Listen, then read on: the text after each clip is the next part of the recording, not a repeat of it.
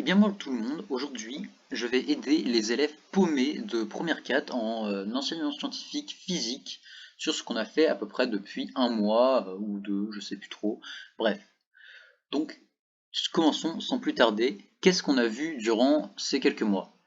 Premièrement, on a pu voir que la mise en spectre d'un son, donc d'un signal, donc en gros, si que tu cries sur ton micro et que tu enregistres le son, ça va donner un genre de spectre comme ça. On peut voir, comme ça on peut suivre le mouvement de la souris, voir que ça forme plusieurs genres de vagues qui se répètent à intervalles réguliers.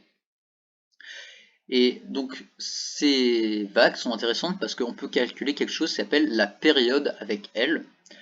Donc en gros, comme montre ce magnifique document pompé totalement honteusement sur Google Images, une période est égale à un endroit de répétition entre les machins. Donc on peut voir que ici, la période commence, donc la vague fait ça, et arrivé ici, on peut dire genre un tour complet. C'est-à-dire que là, ça va se répéter, et là encore se répéter. Donc une période est égale à, comme ça, être flèche. Et comme le montre le document, ça peut se calculer en plusieurs endroits.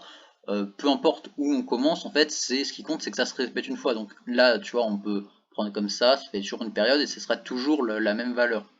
Donc à quoi ça sert de calculer la période?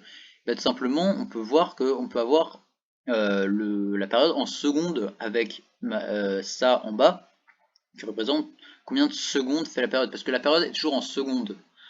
Donc vous verrez ça dans les documents, voilà. Souvent il y aura calculer la période.